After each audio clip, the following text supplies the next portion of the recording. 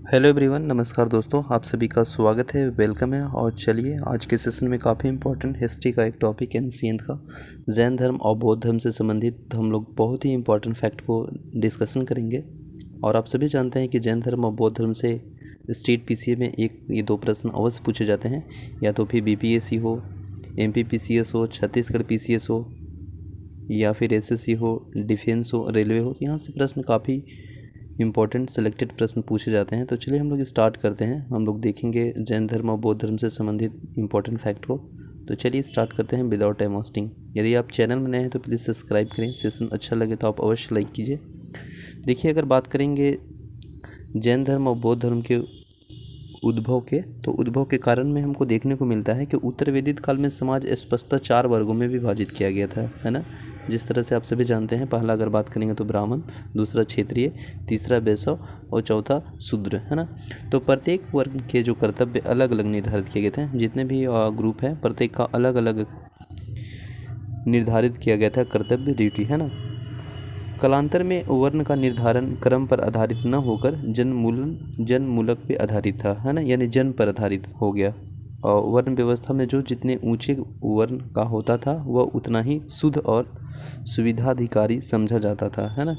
इस व्यवस्था में अपराधी जितने ही निम्न वर्ग का होता था उसके लिए उतने ही कठोर दंड का व्यवस्था होती थी, है ना। जितने भी निम्न वर्ग के होते थे उसको उतना ही कठोर दंड यानी पनिशमेंट की व्यवस्था होती थी। इस वर्ण व्यवस्था में क्षेत्रीय लोग जो कि शासन के रूप में काम करते थे और वे ब्राह्मण के धर्म विषयक प्रभुत्व पर प्रबल आपत्ति व्यक्त करते थे। विविध विशेषताधिकार का दावा करने वाले पुरोहित या ब्राह्मणों की श्रेष्ठता के विरुद्ध क्षेत्रीय का खड़ा होना नई धर्मों के उद्भव का कारण बना।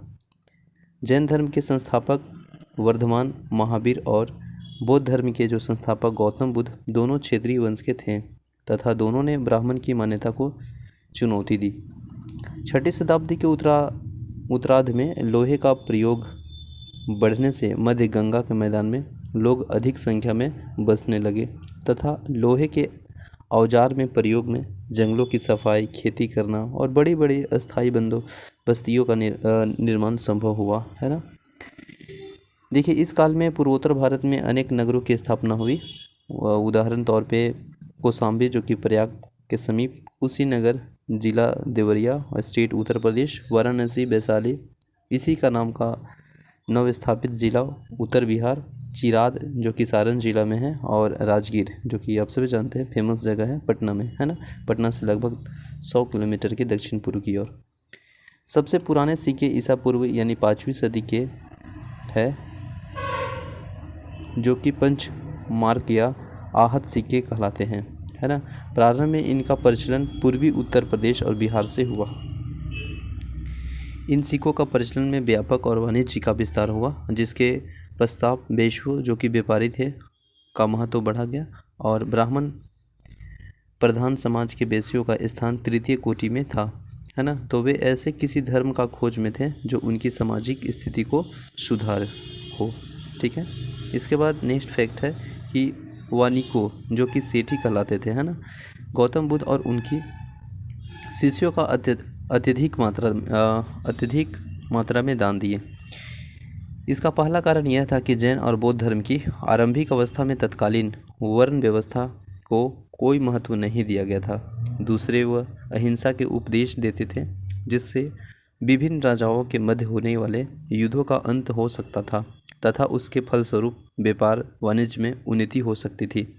तीसरे, ब्राह्मणों की कानून संबंधित पुस्तकों में जो धर्म सूत्र कहलाती थी वह शूद्र यानी ब्याज के कारोबार को निंदनीय समझा जाता था तथा शुद्ध ब्याज पर जीने वाले वे अधम कहा जाता था, है ना। बौद्ध तथा जैन धर्म दोनों को सांप्रदायिक, सरल, शुद्ध और संयमित जीवन के पक्षधर थे। बौद्ध और जैन दोनों धर्मों के भिक्षुकों को आदेश था कि वे जीवन में विलासिता की वस्तुओं का उपभोग न करें। अब देखेंगे वर्धमान महावीर और जैन संप्रदाय से संबंधित। देखिए, अगर सबसे पहले अगर बात करेंगे जैन, तो जैन शब्द का जो उत्पत्ति है वो संस्कृत के जिन शब्द से बना है ना, जिसका अर्थ होता है विजेता। विजेता जो कि आप सभी समझ रहे हैं, विक्टोरी और होता है। और जैन महात्माओं को निर्गर्ध यानी बंधन रहित व जैन धर्म के अधिष्ठा को तीर्थ कहा जाता है, तीर्थकर कहा गया है ना। जैन धर्म के प्रथम तीर्थकर ऋषभदेव या ऋषभदेव को ही बोलते हैं आदिनाथ थे। तो जैन धर्म के प्रथम तीर्थकर कौन थे? आदिनाथ या ऋषभदेव। और 24वें तीर्थकर कौन थे? महावीर। और 23वां पारसनाथ। ठीक है ना। देखिए, जैन धर्म के 22वें तीर्थकर अरिस्टनेमी को ऋग्वेद में वासुदेव कृष्ण का भाई बताया गया है। तो जो जैन धर्म के जो 24 तीर्थकर थे उसमें जो 22वें तीर्थकर हुआ है वह कौन है? अरिस्टनेमी, है ना। उनका बताया गया है कि ऋग्वेद में वासुदेव कृष्ण का भाई बताया गया है। जैन धर्मावलंबियों का विश्वास है कि उसमें उसके सबसे महान धर्मोपदेष्टा महावीर थे और उसके पहले तेसय और आचार्य हुए हैं जो कि तीर्थकर कहलाते थे। जैन धर्म के प्राचीनतम सिद्धांतों के उपदेष्टा 23वें तीर्थकर पार्श्वनाथ माने जाते हैं जो कि वाराणसी के निवासी थे। 23वें तीर्थकर जिनका निर्वाण की प्राप्ति गिरिडीह के समेत शिखर में हुआ है, आप सभी जानते हैं। जैन अनुश्रुतियों के अनुसार पार्श्वनाथ को 100 वर्ष की आयु में समेत पर्वत पर निर्वाण प्राप्त हुआ है। समेत पर्वत जो कि झारखंड के गिरिडीह जिला में है ना। पार्श्वनाथ द्वारा प्रतिपादित 4 महाव्रत इस प्रकार है: सत्य, अहिंसा, अपरिग्रह और अश्वत्थ। ठीक है। अब हम लोग देखेंगे जैन धर्म के जो 24 तीर्थकर हैं। जैसे पहला है ऋषभदेव, दूसरा आपको देखने को मिलेगा अजितनाथ, तीसरा है शंभुनाथ, चौथा है अभिनंदन, पांचवा है सुमतिनाथ, है ना। छठा आपको है पद्म प्रभु, सातवां है सुपार्श्वनाथ, आठवां है चंद्र प्रभु, नौवां है सुविधिनाथ और 10वां है पुष्पदत्त, 11वां है शीतलनाथ, 12वां जैन धर्म के तीर्थकर हैं श्रेयासनाथ। इसके बाद है 13वां वसुपुण्य और तीसरा है विमलनाथ, 14वां है, 15वां है अनंतनाथ और 16वां है धर्मनाथ और 17वां है कुथुनाथ और 18वां है अर्थनाथ, 19वां है मलिनाथ। देखिए, ओनली एक याद रखिएगा, 24 तीर्थकरों में से एक महिला थी जिसका नाम था मलिनाथ, यह 19वें तीर्थकर है ना, ओनली। इसके बाद 20वां है मुनि सुब्रमण्यनाथ और 21वां है अमीनाथ और 22वां है अरिस्टनेमी और जो 23वां है पारसनाथ और 24वां है महावीर। तो ये सभी सीक्वेंस से हम लोग 24 तीर्थकर को देखें जैन धर्म से संबंधित। अब देखिए, यथार्थ में जैन धर्म की स्थापना पारसनाथ के आध्यात्मिक शिष्य वर्धमान महावीर ने की है। वर्तमान महावीर का जन्म 540 ईसा पूर्व में वैशाली के निकट कुंडग्राम में हुआ है। और 24वें तीर्थकर महावीर के बारे में डिटेल देख लेंगे। जन्म हुआ है 540 ईसा पूर्व में, कभी कभी देखने को मिलेगा ऑप्शन 599, तो डिपेंड ऑन ऑप्शन पे, बट 540 फैक्ट देखा जाता है ना। इसके बाद इनका जन्म स्थान की अगर बात करेंगे तो आपको बिहार में एक वैशाली है, कुंडग्राम के निकट हुआ था। पिता सिद्धार्थ जो कि वजीद संघ के कुंडग्राम के ज्ञात्रिक क्षेत्रीय कुल के प्रधान थे। माता का नाम था सिरिसला और तिछवी शासक के चेठक की बहन है। और बचपन का नाम वर्धमान महावीर है। पत्नी यशोदा जो कि कुंडीय गोत्र के राजा समरवती की कन्या। पुत्री इसका नाम है प्रियदर्शनी, है ना, जो कि अनुजा। और इन्हीं प्रियदर्शना जो है इनका पुत्री, इनका शादी हुआ था। इनका जो दामाद था जमाली, है ना, दामाद का नाम था जमाली। और ये जमाली जो थे ना वो प्रथम विरोधी थे और ज्ञान प्राप्ति के 14वें वर्ष थे। तो प्रथम विरोधी करने वाले यही थे, उनका दामाद जिसका नाम था जमाली। ठीक है ना। नेक्स्ट है शिष्य की बात करेंगे तो मखली पुत्र और गोसाल है जो कि आजीवक संप्रदाय के संस्थापक है। और प्रथम शिष्य है जमाल जो कि इनका दामाद हुआ करते थे। और द्वितीय विरोधी जो है वह है 30 गुप्त यानी ज्ञान प्राप्ति के 16वें वर्ष। और गृह त्याग 30 वर्ष की आयु में बड़े भाई नंदीवर्धन की आज्ञा से और ज्ञान की प्राप्ति 12 वर्ष की तपस्या के पश्चात हुए थी। तो 30 वर्ष की आयु में इन्होंने अपना गृह त्याग किया था और 22 वर्ष में इनका ज्ञान की प्राप्ति हुई। तो ओवरऑल आप समझ सकते हैं कि 42 साल लग गया था इसको ज्ञान की प्राप्ति करने में, है ना। इसके बाद फिर साल वृक्ष के नीचे इनके ज्ञान की प्राप्ति हुई थी, और ज्ञान प्राप्ति स्थल अगर देखिएगा तो आपको देखने को मिलेगा रिजुपालिका नदी के तट पर, है ना। और प्रमुख उपदेश है राजगिरी में बीतुलाचल पहाड़ी पर स्थित वाराकर नदी के तट पर, है ना। इसके बाद प्रमुख उपाधि है केवलिन, जो कि केशव सर्वोच्च ज्ञान प्राप्त व्यक्ति, जीन विजेता और निर्गत बंधन रहित अहर्त पूज्य। जीवन के अंत में निर्वाण, जो कि पावापुरी राजगिरी है बिहार में। 72 वर्ष की आयु में इनका 668 ईस्वी में सप्तिपाल में यहाँ, जो कि मल्ल गणराज्य का प्रधान का शासित क्षेत्र, इनका जीवन का अंतिम निर्वाण हुआ। ठीक है। इसके बाद नेक्स्ट फैक्ट देखेंगे पारसनाथ से संबंधित, जो कि 23वें तीर्थकर हैं, और इनका जन्म महावीर स्वामी के जन्म से 250 वर्ष पूर्व हुआ। और पिता अश्वसेन है काशी के राजा, और माता का नाम क्या है, वामा देवी, है ना। पत्नी प्रभावती। और विवरण देखिएगा तो पारसनाथ के 23वें तीर्थकर थे तथा ऐतिहासिक माने जाते हैं। जैन ग्रंथों में पारसनाथ को पुरुषादनीय कहा गया है, और इनके अनुयायियों को निर्ग्रंथ कहा जाता है। ठीक है ना। देखिए, अगर हम बात करेंगे थोड़ा सा यहाँ डिटेल में, तो महावीर के बारे में, तो उनका पिता का नाम सिद्धार्थ जागृत कुल के प्रधान थे, और उनकी माता का नाम त्रिशला था, जो कि बिंबिसार के ससुर तिलस्वी नरेश चैटल की बहन थी। महावीर मैं कहता हूँ कि आना जाना छोड़ चुके पर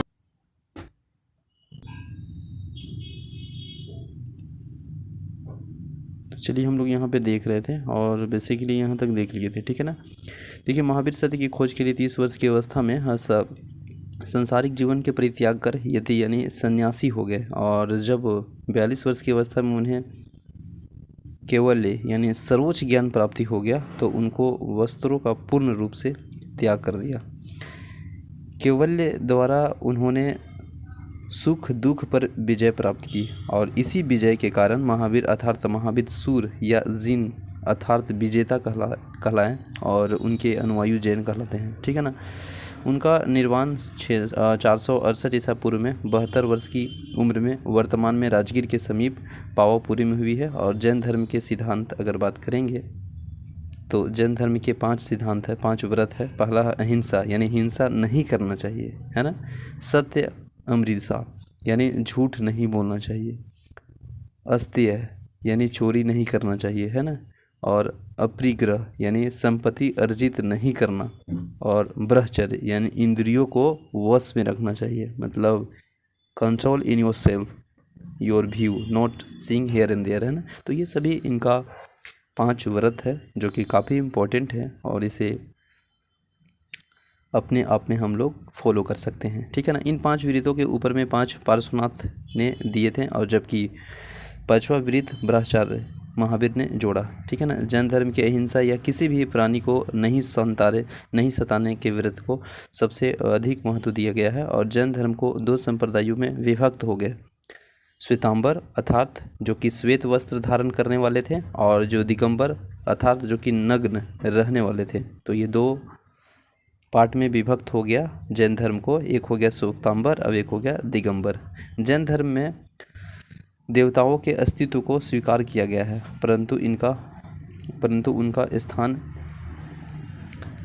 जीन से नीचे रखी गई है। जैन संहिता में आगम कहा जाता है, और इसमें 12 अंग, 12 उपांग और 10 प्रकीर्ण, 6 छेद सूत्र और 4 मूल सूत्र और 1 नंदी सूत्र एवं 1 अनुयोगद्वार है। ठीक है ना। इसके बाद नेक्स्ट जैन धर्म के उल्लिखित ज्ञान अगर बात करेंगे तो मति यानी इंद्रियों का जनित ज्ञान, और श्रुति यानी श्रवण ज्ञान, और अवंती यानी दिव्य ज्ञान, और मन पर्याय यानी अन्य व्यक्तियों के मन में मस्तिष्क का ज्ञान। ठीक है ना।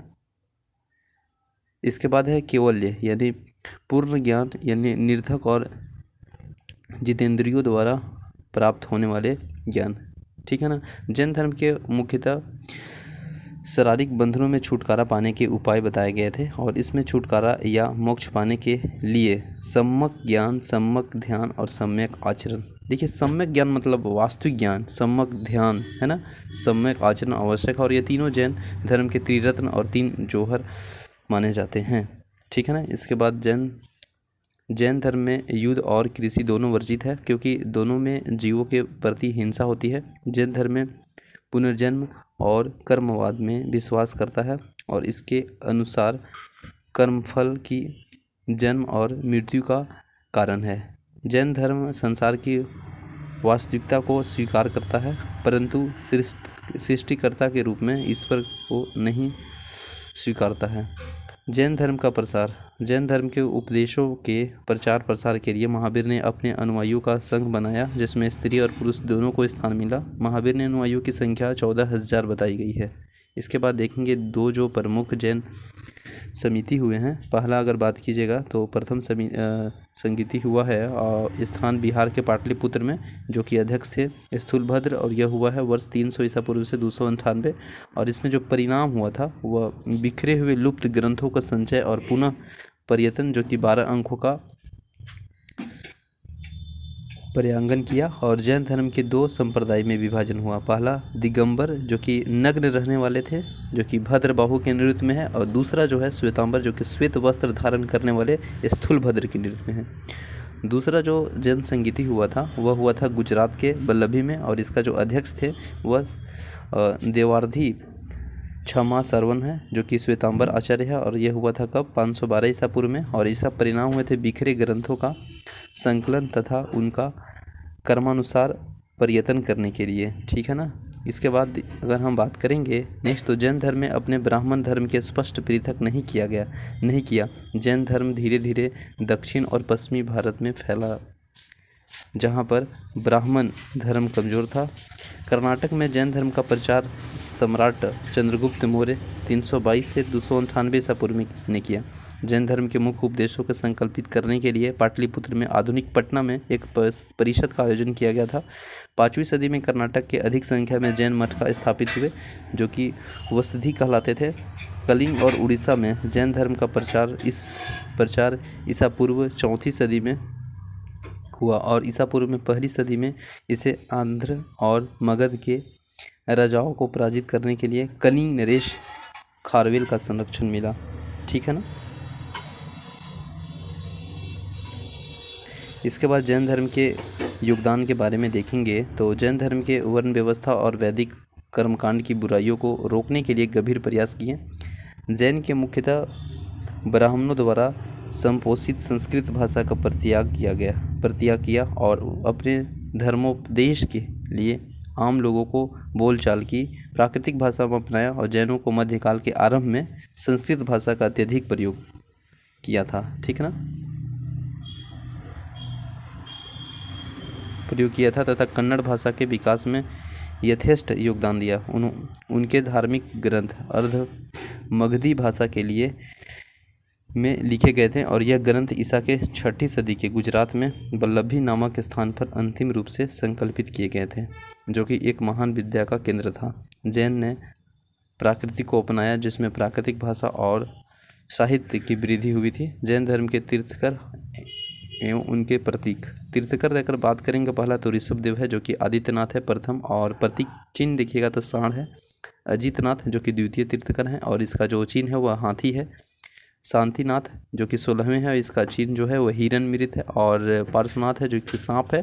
और महावीर है जो कि 24वां जिससे चिन्ह है सिंह। भद्रबाहु ने कल्पसूत्र के संस्कृत भाषा में लिखा है कि प्रेमर कमला मार्तंड की रचना प्रभात चंद्र ने की है और परिशिष्ट पर्व को रचना हेमचंद्र सूरी ने की है, ठीक है। नेक्स्ट फैक्ट है भाव भगवती सूत्र महावीर के जीवन पर प्रकाश डालता है और इसमें 16 महाजनपदों के उल्लेखन मिलता है। जैन भिक्षुकों के आचार व विनिमय का उल्लेखन अचराग सूत्र के उल्लेखित है। जैन धर्म के प्रचार के लिए पावापुरी में एक जैन संघ की स्थापना की थी, है ना। जैन ने अपभ्रंश भाषा में पहली बार कई महत्वपूर्ण ग्रंथ लिखे और एवं इसका पहला व्याकरण तैयार किया। बौद्ध की तरह जैन लोग भी आरंभ में क्षतिपूर्वक नहीं थे। बाद में वे महावीर और जैन तीर्थंकरों की मूर्ति या प्रतिमा की पूजा करने लगे, है ना। गौतम बुद्ध और बौद्ध धर्म। गौतम बुद्ध महावीर के समकालीन थे। इनके बचपन का नाम सिद्धार्थ था और उनका जन्म 563 ईसा पूर्व में शाक्य नामक क्षेत्रीय कुल के कपिलवस्तु के निकट नेपाल की तराई अवस्थित लुम्बिनी में हुआ था, है ना।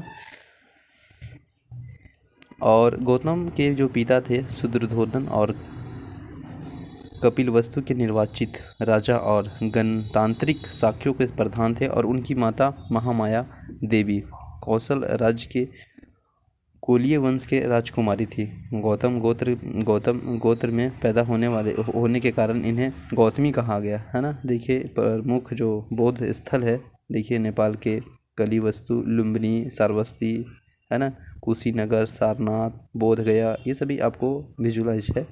इसके बाद बुद्ध ने जन्म के एक सप्ताह पश्चात अपनी माता जो कि महामाया देवी थी, उनकी मृत्यु हो गई थी। इसलिए इनका पालन पोषण इनकी मौसी जो कि महाप्रजापति गौतमी ने किया, और गौतम बुद्ध की 16 वर्ष की आयु में शाक्य कुल की कन्या यशोधा बिंबा गोपा भद्र कच्छना से विवाह हो गया, जिनसे उन्हें एक पुत्र राहुल प्राप्त हुआ, है ना।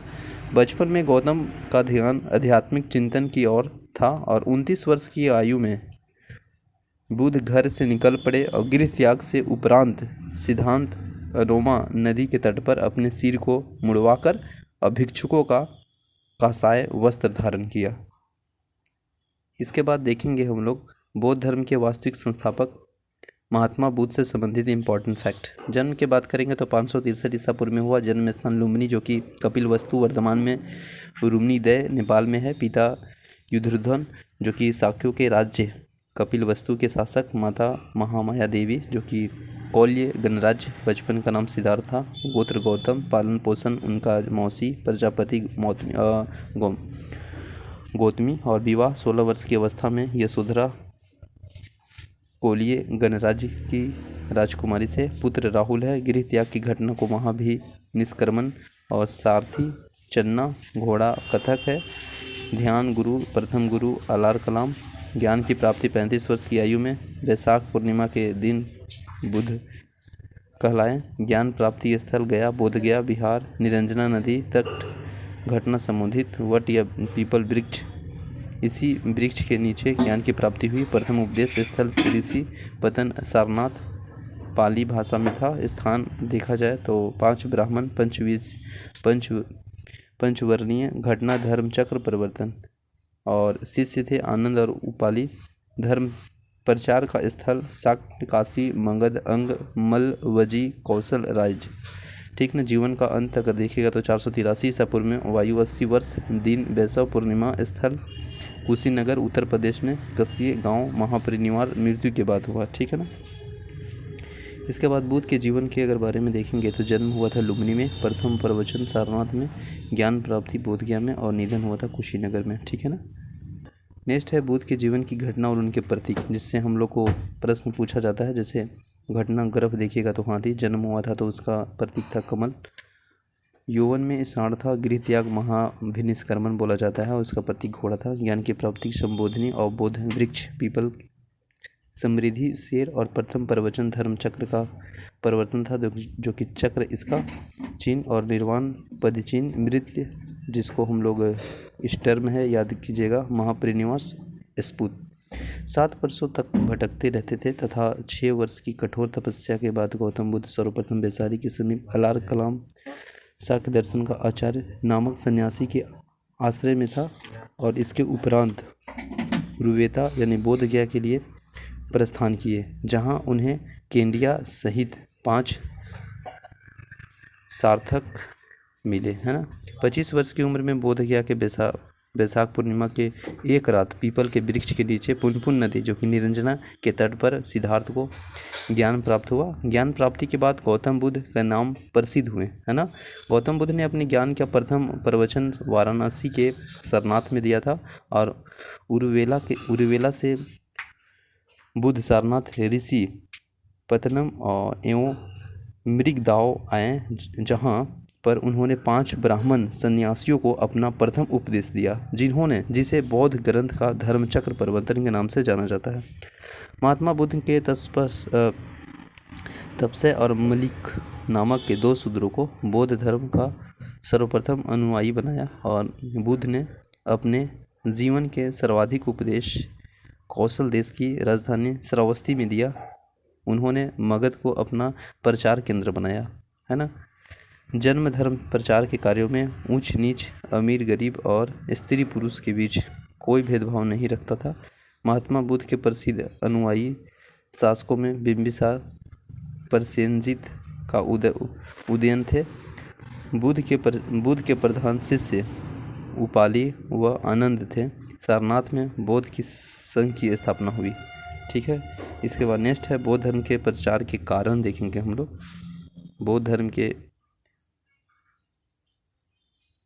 इसको देख के इसके बाद देखेंगे। देखिए, महात्मा बुद्ध अपने जीवन के अंतिम पड़ाव यानी हिरण्यवती नदी के तट पर स्थित कुशीनगर पहुंचे, जहां पर 483 ईसा पूर्व में 80 वर्ष की अवस्था में इनकी मृत्यु हो गई, है ना। और इस घटना को बौद्ध परंपरा में हम लोग महापरिनिवास कहते हैं, महापरिनिर्वाण के नाम से जाना जाता है। मृत्यु से पूर्व कुशीनगर में परिवारजक सुभद्र को उन्होंने अपना अंतिम उपदेश दिया। महापरिनिवास के बाद बुद्ध ने और अवशेषों से 8 भागों में विभाजित करके 8 स्थानों पर रखा गया है, जो कि निम्नलिखित है। तिलछवी वैशाली, दूसरा था शाक कपिलवस्तु, तीसरा था कोलिय ग्राम और चौथा था ब्राह्मण वेदपीठ और पांचवा था मोरिये पिपलीवन और छठा था मल कुशीनारा और सातवां था आपका वुली अलकप और 8वां था अजातशत्रु मगध। नेक्स्ट है कुशीनगर की पहचान पूर्वी उत्तर प्रदेश के देवरिया जिले के कसिये नामक गांव में की गई थी। बौद्ध धर्म के सिद्धांत के बारे में देखेंगे तो बौद्ध दर्शन क्षणिकवादी और अंत शुद्धिवादी है और इसके अनुसार सभी संस्कार व्यर्थ धर्म है। अंत में अप्रमाद के साथ मोक्ष के संपादन करें। और बौद्ध दर्शन नितांत कर्मवाही और यहाँ कर्म का आशय कायिक, वाचिक व मानसिक चेष्टाओं से है। बौद्ध दर्शन में अनिश्वरवादी है और बौद्ध धर्म का पुनर्जन्म में विश्वास है। बौद्ध धर्म में व्यक्ति भौतिक और मानसिक तत्वों के 5 स्कंधों यानी रूप, वेदना, संज्ञा, संस्कार, विज्ञान से निर्मित बताया गया है।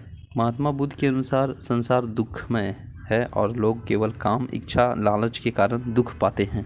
तो महात्मा बुद्ध का कहना है कि संसार दुखमय से भरा है ना, दुखमय है और लोग केवल काम, इच्छा, लालसा के कारण दुख पाते हैं। ठीक है ना। थोड़ा सा देखेंगे विशेष में बुद्ध का जन्म, ज्ञान प्राप्ति व महापरिनिर्वाण तीनों वैशाख पूर्णिमा के दिन हुआ और इसलिए वैशाख पूर्णिमा को बुद्ध पूर्णिमा के रूप में मनाया जाता है। 8 सत्य है। पहला दुख समुदाय, दुख निरोध और दुख निरोधगामी प्रतिपदा। उनकी शिक्षा है कि न कि अत्यधिक विलंब करना चाहिए और न ही अत्यधिक समय से। वे मध्यम वर्ग के प्रति स्थापित थे और बुद्ध ने अपने अनुयायियों के लिए आचार नियम विनय निर्धारित किए थे और गौतम बुद्ध ने दुख की निवृत्ति के लिए अष्टांगिक मार्ग को उपाय बताया। अब हम लोग देखेंगे 3 स्कंद और अष्टांगिक मार्ग। अगर पहला देखेंगे तो प्रज्ञा कंधक यानी अष्टांगी मार्ग है सम्यक दृष्टि, है ना, वस्तुओं को उसके वास्तविकता स्वरूप को देखना, है ना, और सम्यक संकल्प यानी भौतिक सुखों के प्रति आकर्षण का त्याग होना चाहिए। ठीक है ना। शील स्कंद यानी सम्यक वाक, सदा सच बोलना, ठीक है ना, सम्यक कर्मांत, सदा सत्य कर्म करना, और सम्यक जीविका यानी सदाचार पूर्वक जीविका अर्जित करना। ठीक है ना। समाधि स्कंद यानी सम्यक व्यायाम यानी नैतिक, मानसिक, आध्यात्मिक उन्नति के लिए सतत प्रयत्न करना। सम्यक स्मृति मिथ्या धारणाओं का परित्याग व वास्तविक धारणाओं का स्मरण। सम्यक समाधि मन की एकाग्रता। बौद्ध आचार संहिता के मुख्य नियम देखे गया तो पहला है आपको पराया धन का लोभ न करना, हिंसा नहीं करना, नशे का सेवन नहीं करना, झूठ नहीं बोलना और दुराचार से दूर रहना, है ना। बोध संगीतियाँ देखेंगे जो कि काफ़ी इंपॉर्टेंट है और यहाँ से बीपीएससी में पूछा हुआ प्रश्न था प्रीवियस ईयर में, ठीक है ना। जैसे प्रथम बोध संगीति कहाँ हुआ था, तो यह हुआ था राजगीर में। कौन किए थे अध्यक्ष, तो महाकश्यप। शासन था अजातशत्रु। कब हुआ था, तो 483। देखिए इसको रिलेट कर रहे थे। प्रथम यहाँ 4 है, उसका एक नीचे आएंगे तो 3, उसका एक नीचे आएंगे तो 2 और उसका एक नीचे आएंगे तो लगभग 1 मान के चलिए, ठीक है ना। तो प्रथम बोध संगीति 483, द्वितीय 383, तृतीय 250 और चतुर्थ 98 ईसा पूर्व। प्रथम हुआ था राजगीर, दूसरा हुआ था वैशाली और तीसरा हुआ था पाटलिपुत्र और चौथा हुआ था कुंडलग्राम, है ना, जो कि कश्मीर में है। इसका अध्यक्ष थे प्रथम वाला को महाकश्यप, दूसरा क्या था साबकमीर और जो तीसरा तृतीय बोध हुआ था संगीत, इसका अध्यक्ष कौन थे, तो वे थे भोगली पुत्र तीसरे और चौथा जो थे वह थे आपका वसुमित्र, है ना। और इधर देख लीजिए शासन में तो अजातशत्रु, अशोक, कालाशोक और फिर अशोक और कनिष्ठ। तो देखिए इधर याद करना कैसे है। प्रथम कहेगा तो अजातशत्रु, दूसरा कहेगा तो कालाशोक, तीसरा कहेगा तो अशोक और चौथा कहेगा तो कनिष्ठ। तो अशोक, कालाशोक, फिर अशोक और फिर कनिष्ठ, ठीक है ना। तो ये काफ़ी इंपॉर्टेंट है, यहाँ से प्रश्न पूछ लिए जाते हैं। बौद्ध धर्म की ईश्वर और आत्मा को नहीं मानता है और इसे विशेष रूप से निम्न वर्णों का समर्थन प्राप्त हुआ है, क्योंकि इसमें वर्ण व्यवस्था का निंदा की गई है और बौद्ध संघ का द्वार सभी के लिए खुला रहता था, भले वह किसी भी जाति का क्यों न हो, ठीक ना। बौद्ध धर्म के दिवालिया दासों और ऋण न चुका पाने वाले संघ में प्रवेश वर्जित होता था। संघ में प्रवेश का अधिकार प्रारंभ में स्त्रियों को नहीं था, परंतु बाद में दे दिया गया, जिससे उन्हें पुरुषों को बराबरी प्राप्त होती थी। इसके बाद नेक्स्ट फैक्ट को देखेंगे।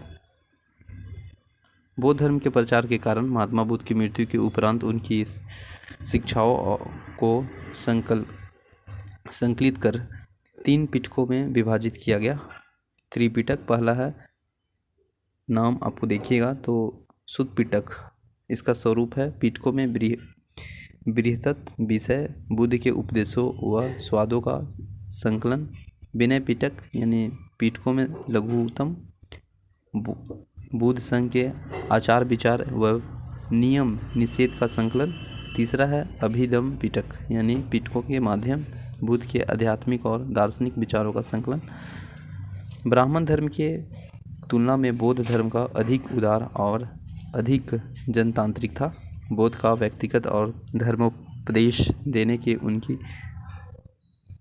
प्रणाली दोनों की बौद्ध धर्म के प्रचार में सहायक सिद्ध हुए हैं। निंदा और गाली में उन्हें क्रोध नहीं आता था।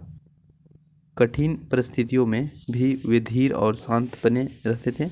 जनसाधारण की भाषा पाली को अपनाने से बौद्ध धर्म के प्रचार को बल मिला। बौद्ध के पंचशील सिद्धांत का वर्णन छांदोग्य उपनिषद में मिलता है। गौतम बुद्ध के संघ की स्थापना की है, जिसमें प्रत्येक व्यक्ति जाति या लिंग भेद के बिना प्रवेश कर सकता था।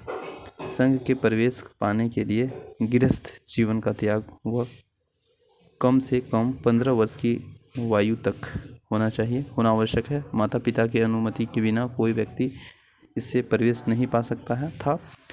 अस्वस्थ, शारीरिक विकलांग, ऋणी, असैनिक, दासों का संघ प्रवेश वर्जित था। संघ की सभा के प्रस्ताव को नति और वृत्ति कहा जाता था, जबकि प्रस्ताव पाठ को अनुसावरण कहते थे। बहुमत से पारित प्रस्ताव को भूमस्कीम कहा जाता था। मतभेद पर विभाजन मतदान होता था, ठीक है ना। सभा को बैठने की व्यवस्था करने वाले अधिकारी को आसन प्रज्ञापन कहलाता था और इसकी बैठक के लिए न्यूनतम उपस्थिति कोरम यानी 20 यानी 20 लोग थी, ठीक है ना।